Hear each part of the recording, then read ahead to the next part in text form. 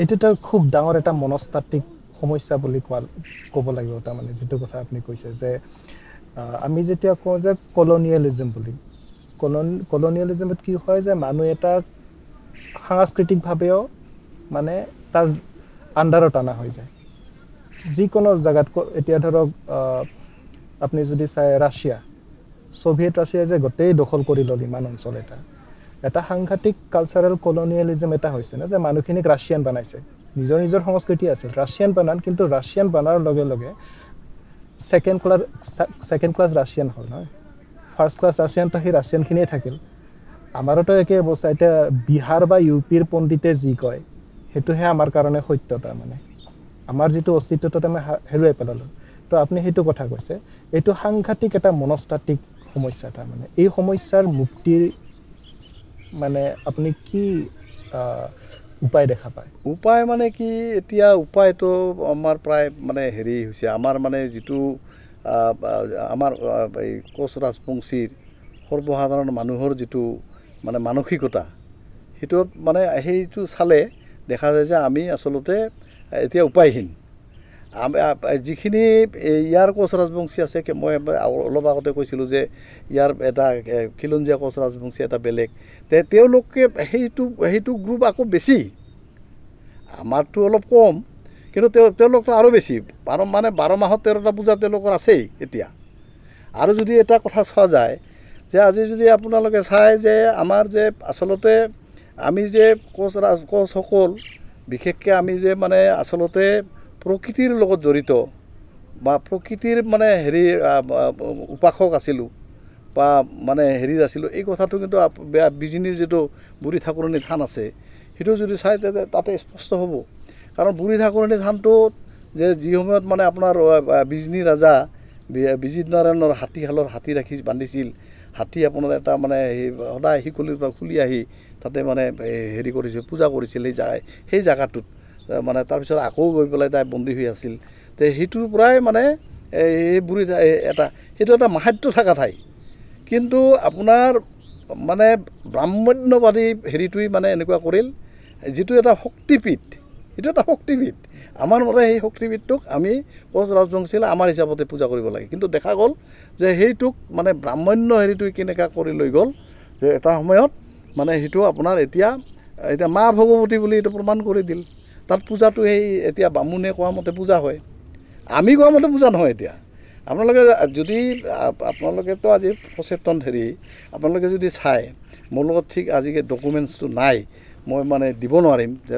যদি কয় বোলে হেৰি ডকুমেণ্টছটো ক'ত তে নাই কিন্তু মানে এই যেটো মানে হেৰি এই আজি যেটো আপুনি প্ৰশ্ন কৰিছে এই প্ৰশ্নটো কিন্তু সেই সময়ত ৰাজা মহাৰাজ নৰনাৰায়ণৰ দিনত উত্থাপিত হৈছিল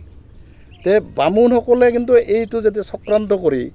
যে মানে তেওঁলোকৰ হাতত পূজা পাতলৰ মানে হেৰিটো তেওঁলোকে ল'ব খুজিছিল আৰু হেতুৰ কাৰণে তেওঁলোকে মানে তেতিয়াও বিৰাট মানে এটা মানে হেৰি সংগ্ৰাম চলাইছিল আৰু তাৰ পৰিপ্ৰেক্ষিতত কোচ আৰু মেছৰ সন্মিলিত হেৰিৰ লগত পূজাৰীসকলৰ লগত বা সচেতন মানুহসকলৰ লগত কিন্তু এটা সংঘাত হৈছিল আৰু তেতিয়া মহাৰাজ নৰনাৰায়ণে এটা মানে আদেশ জাৰি কৰিছিল সেই আদেশটো আছিল যে গোহাঁই কমল আলিৰ উত্তৰ ফালে যিমান মানে মঠ মন্দিৰ থাকিব সেই মঠ মন্দিৰত কোচ আৰু মেছে নিজে নিজে পূজা কৰিব আৰু দক্ষিণত যিমান থাকিব তাতে বামুণে পূজা কৰিব মোৰ লগত আজি ফেৰিটো নাই কিন্তু ঘটনাটো হৈছে কি যে ইতিহাসৰ বহুত দলিল হেৰাই গ'ল তে এতিয়া ঘটনা হৈছে কি যে এই যে উত্তৰ পাৰত যিবিলাক আছে এইবিলাকতো এতিয়াও দেখা যায় যে দেউৰী চিষ্টেমতে চলি আছে এইবিলাক চলি আছে এতিয়া বিজনী বুঢ়ী ঠাকুৰণী থানত বামুণ কিমান দিনৰ হ'ল তে আমি এটা প্ৰচেষ্টা লৈছিলোঁ কিন্তু আমাৰ মানুহে নামানে যে ব্ৰাহ্মণী যে এটা আমাৰ কিছু মানুহে কি কৰিল যে মানে আমাৰ নিজা বামুণ সৃষ্টি কৰাৰ কাৰণে মানে লাগি গ'ল এইটো কিমান মানে যুক্তিসংগত নাজানো কিন্তু ঘটনা হৈছে কি যে যি হওক আমি নিজে নিজৰ হেৰিটো কৰিম বুলি এনেকুৱা কৰিলে টেঙাইগাঁৱত তেনেকুৱা এটা বামুণ ট্ৰেইনিং চেণ্টাৰ এটা খুলিল কোচ ৰাজবংশীসকলে এগৰাকী মানে শাস্ত্ৰীয়ে মানে ট্ৰেইনিঙো দিলে এনেকৈ কিছু বামুণো ওলাল এই বুঢ়ী ঠাকুৰণী থানতো বামুণ গ'ল সেই অঞ্চলৰে কোনোবা ট্ৰেইনিং দি পেলাই গ'ল তেওঁ কিবা কাৰণত মৰিল এতিয়া মানে মাজে মাজে 2-4টা মানে ইফালৰ পৰা বামুণ তাতে যায় আৰু সেই আগৰ যিবিলাক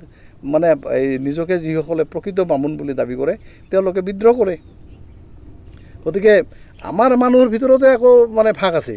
যে এইটোতো আচল বামুণ এইটো হ'ল নকল বামুণ গতিকে আচল বামুণটোৰ হেৰিটোৱেই তেওঁলোকে অঞ্জলিটো ল'ব খোজে আৰু নকল বামুণৰ অঞ্জলিটো ল'ব কম খোজে গতিকে এনেকুৱা এটা অৱস্থাত যে আমাৰ যে কিবা পৰিৱৰ্তন হ'ব এই কথাটো মই নাভাবোঁ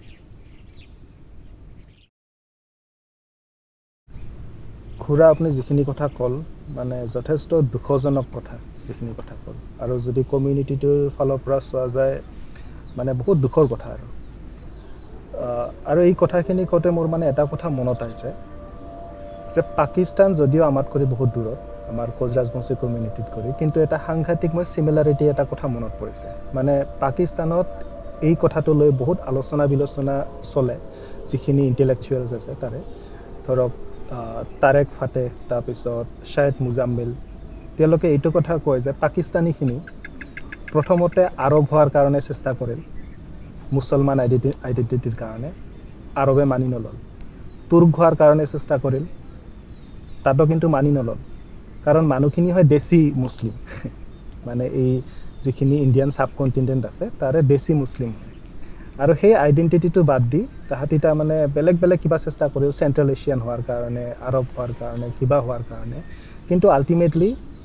একো এটাই নহ'ল কাৰণ যি হয় সেইটোতো হয় তো আমাৰোতো একেই অৱস্থা আমি ক্ষত্ৰিয় হ'ব চেষ্টা কৰোঁ বা বেলেগ কিবা হোৱাৰ চেষ্টা কৰোঁ আমি হ'লেও কোচ মানে অৰিজিনেলি মানুহখিনি আমি ৰাজবংশী নহয় কোচ মানুহ আমি ৰাজবংশীও নহয় ক্ষত্ৰিয় নহয় এইটো স্পষ্ট কথা আমি যিমানে ৰং না মানে খহি নলং গাত আমিতো আৰু বেলেগ হ'ব নাযাওঁ আমি যিটা হয় সিটাই হয় তো গতিকে আমাৰ যদি বৰ্তমান কণ্ডিশ্যনটো চোৱা যায় মোৰ অনুমান যে এইটো এটা ডাঙৰ কাৰণ যে আমি যে এই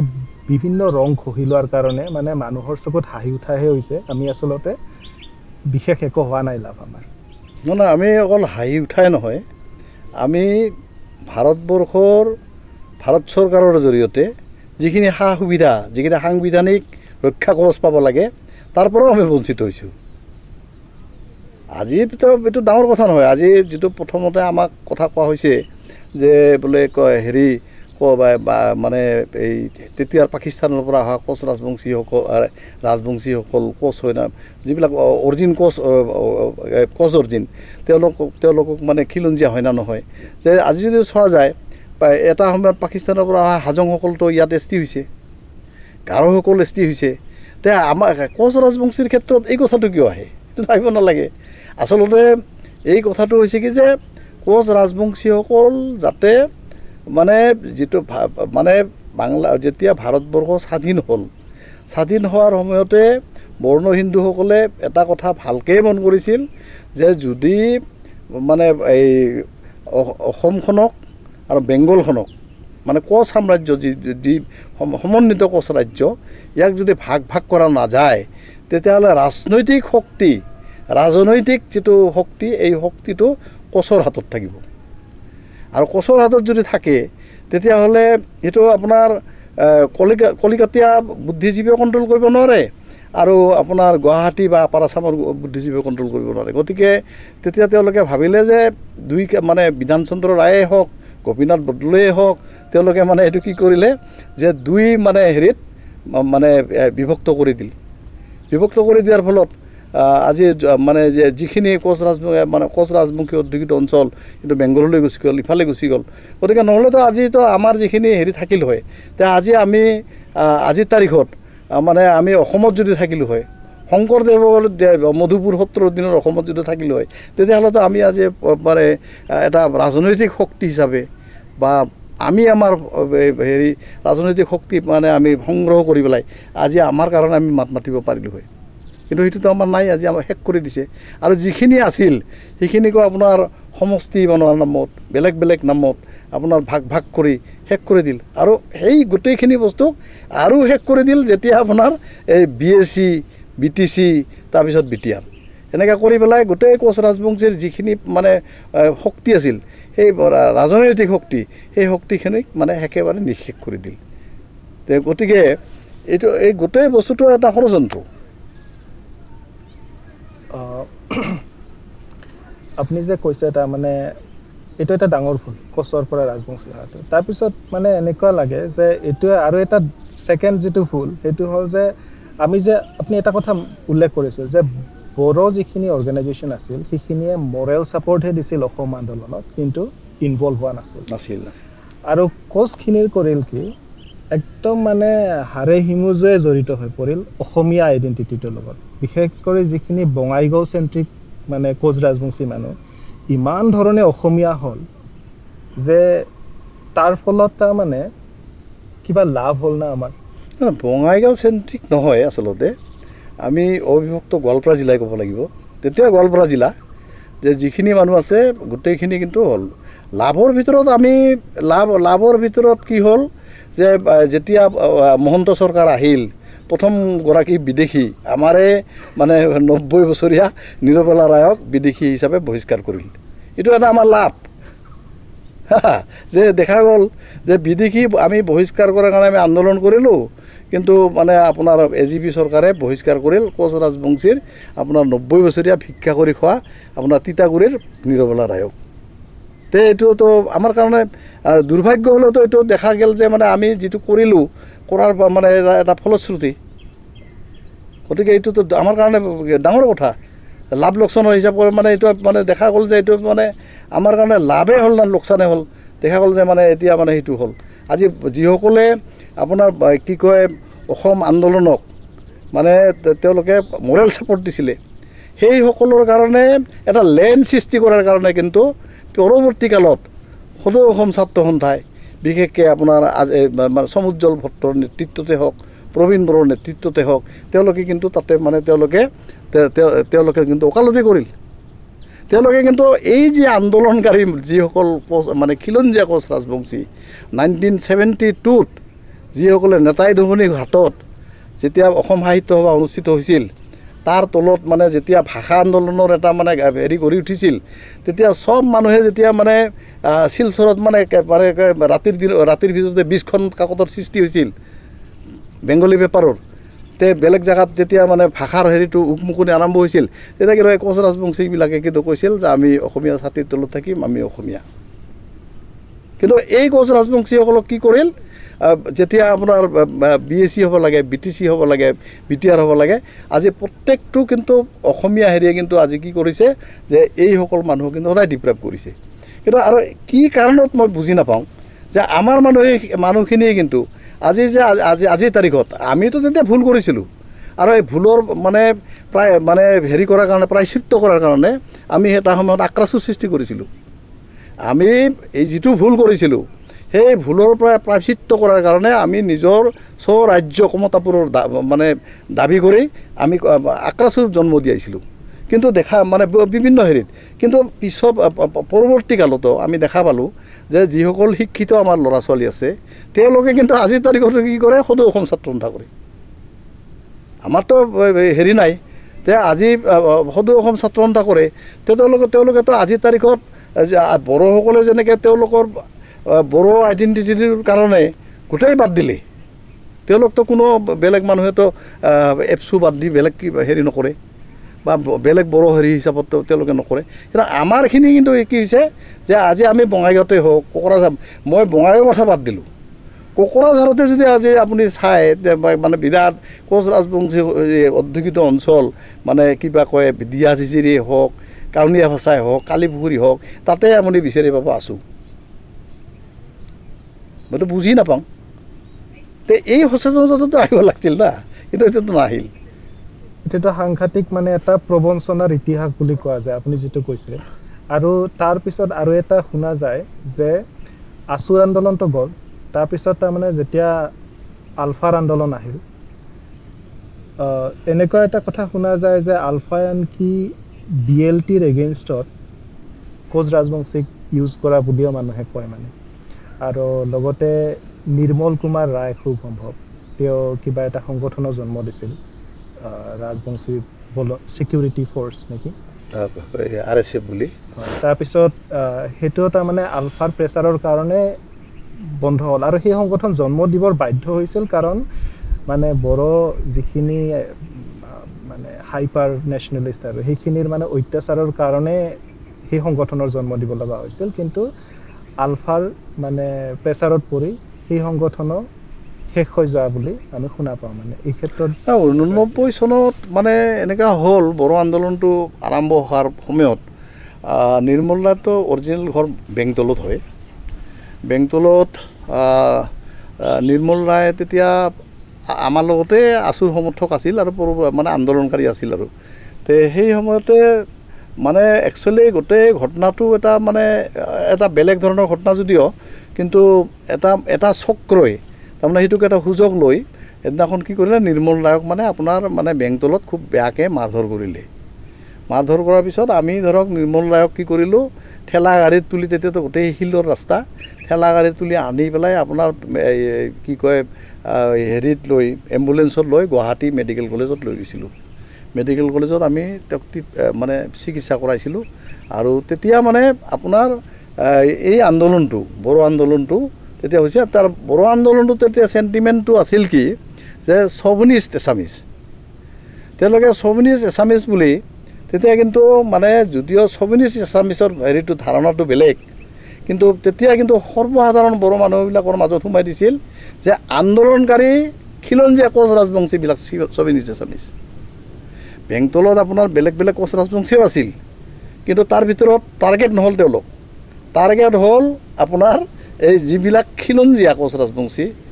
আন্দোলনকাৰী কোচ ৰাজবংশী তেওঁলোককহে চভিনিষ্ট এছামিজ বুলি তেওঁলোকে মানে মাৰধৰ কৰিবলৈ আৰম্ভ কৰিলে তাৰ কিছু গোটেই মানুহবিলাক তাৰ পৰা পলাই আহিব লগা হ'ল আকৌ আপোনাৰ একদম পূৰ্বতে যিটো কথা কোৱা হৈছে যে এই মানে বেংগলৰ পৰা বা হেৰিৰ পৰা এই পাকিস্তানৰ পৰা যিসকল আহিছিল তেওঁলোক কিন্তু সুৰক্ষিত থাকিল গতিকে এটা ডিফাৰেঞ্চ এটা থাকি গ'ল যে তেওঁলোক সুৰক্ষিত আমি অসুৰক্ষিত গতিকে এই যে এটা থাকিল গতিকে নিৰ্মল ৰায় আহিল অহাৰ পিছত আপোনাৰ নিৰ্মল ৰায় আপোনাৰ এই যিটো হেৰি তেতিয়া আলফাৰ বিৰাট মানে হেৰি আৰু মানে আলফা বুলি ক'লে মানে মানুহৰ এটা মানে বিৰাট গৌৰৱ আৰু যিসকল ডেকা চাম আৰু যে ময়ো মানে বৈতামাৰী অঞ্চলতো ময়ো একজন আলফা এইটো ক'লে মানে ভালে পায় আৰু গতিকে সেনেকুৱা এটা পৰিৱেশত সেই পৰিৱেশত কিন্তু মানে নিজৰ মানে ইফালৰ নিৰাপত্তা নাই আছুৰ ফালৰ পৰাও নিৰাপত্তা নাই ইফালে বেলেগ ফালৰ পৰাও নিৰাপত্তা নাই যে এনেকুৱা এটা অৱস্থাত কি কৰিব গতিকে তেওঁলোকে কি কৰিলে যে আমি মানে মানে তেতিয়া কি হ'ল যে RSF তে RSFৰ মানে হেৰিটো তেতিয়া মোৰ ঠিক একজাক্ট মনত নাই যে অসমবাণী নামৰ এখন পেপাৰ হেৰি সাদিনীয়া পেপাৰ ওলাইছিল সেই পেপাৰখনত হঠাৎ মানে মোৰ এটা সাক্ষাৎকাৰ ল'লোঁ মই সাক্ষাৎকাৰটো দিছিলোঁ যে মানে কি কয় আমি অসমত যিমান কোচ ৰাজবংশী আছোঁ তে আমি যদি হেৰি হওঁ তেতিয়াহ'লেতো আমিতো ধৰক আমি মানে সেই কি কয় ব্ৰহ্মপুত্ৰৰ দলংখনকে আচলতে দাঙি লৈ পেলাই আমি পেলাই দিব পাৰোঁ কিন্তু সেইটো আমাৰ সেই ইউনিটিটো আমাৰ এতিয়া নাই আমাৰ কথা হ'ল কি যে আমি যদি আজি আলফাই আমাক মানে যিটো ধৰণৰ প্ৰেছাৰ ক্ৰিয়েট কৰি আছে বা বেলেগ শক্তি আমাক যিটো প্ৰেছাৰ ক্ৰিয়েট কৰি আছে ইটোৰ বিৰুদ্ধে যদি আমি মাতোঁ তেতিয়াহ'লেতো আজি আমাৰ মানে এই ধৰণৰ মানে হেৰিটো নাথাকে গতিকে তাৰপিছতো ময়ো টাৰ্গেট হৈ গ'লোঁ আত্মগোপন কৰিব লগা হ'ল যে এওঁলোকৰ মানে RSFত আছে তে এনেকৈ নিৰ্মল ৰায় RSFত থাকি কিছু সতীৰ্থক লৈ আপোনাৰ এই ঢলমাৰা মানে এই সাততলা মানে যিখন এই পাহাৰ আছে সেই পাহাৰখনত তেওঁলোকে মানে এতিয়া বাওসুংগুৰি নেকি পাহাৰখনৰ নাম সেই বাওসুংগুৰি পাহাৰত গৈ পেলাই তেওঁলোকে কেম্প পাতিলে কিন্তু কিছুদিন পিছত তাৰ প্ৰেছাৰ এটা আহিল যে মানে হয় আলফাত আহিব লাগিব নহয় বা কিবাত থাকিব লাগিব এনেকুৱা ধৰণৰ এটা প্ৰেছাৰত মানে এটা সময়ত RSFৰ মানে আপোনাৰ ভাঙন আৰম্ভ হ'ল এটা সময়ত আপোনাৰ RSFৰ মই নিজে এদিনাখন কি হ'ল মোৰ এগৰাকী বন্ধু সতীশ পাটগিৰি তেওঁ মানে JCI বুলি তেওঁ মানে ঘৰ মানিকপুৰত পাটলা দহাত তেওঁ মানে JCIৰ একাউণ্টেণ্ট আপোনাৰ এই বঙাইগাঁও তাৰ কোৱাৰ্টাৰত মানে মই তাৰপিছত শংকৰ প্ৰসাদ ৰায় মানে প্ৰাক্তন আছু সভাপতি তেতিয়া তেওঁ কিবা সাংগঠনিক সম্পাদক নে কিবা আছিলে তাৰপিছত নিৰ্মল ৰায় এনেকৈ বহি আছিলোঁ বহি থাকাতে আপোনাৰ এটা আলফাৰ টিম আহিল। আমাৰেই চিনাকি চব বন্ধু, মই নাম কোৱাত মোৰ আপত্তি নাই। তেতিয়া আপোনাৰ এতিয়া তেওঁলোক প্ৰয়াত মানে যতীন সিংহ, তাৰপিছত আপোনাৰ কি কয় ভাস্কৰ শৰ্মা, তাৰপিছত আপোনাৰ কি কয় মানে আৰু বিশ্ব সিংহ, এনেকৈ কিছুমান আহিল। অহাৰ পিছত আপোনাৰ নিৰ্মল দাইক মানে হেৰি কৰিল, অপদস্থ কৰিল যে এই মানে হেৰিটো মানে সংগঠনটো মানে হেৰি কৰিব লাগে, কেনেকৈ খোলা হৈছে, কি অস্ত্ৰ আছে আমাক দিব লাগে, এই ধৰণৰ মানে বিভিন্ন ধৰণৰ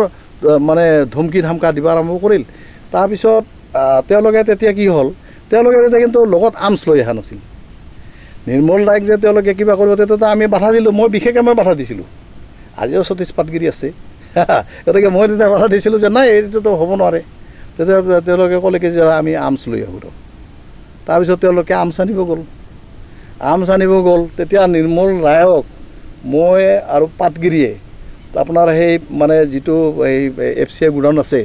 তাৰ মানে বিৰাট মানে আপোনাৰ হেৰি কি আছিল, কি কয় এইটো কাটা তাঁৰৰ বেৰ আছিল, সেই বেৰ পাৰ কৰাই দি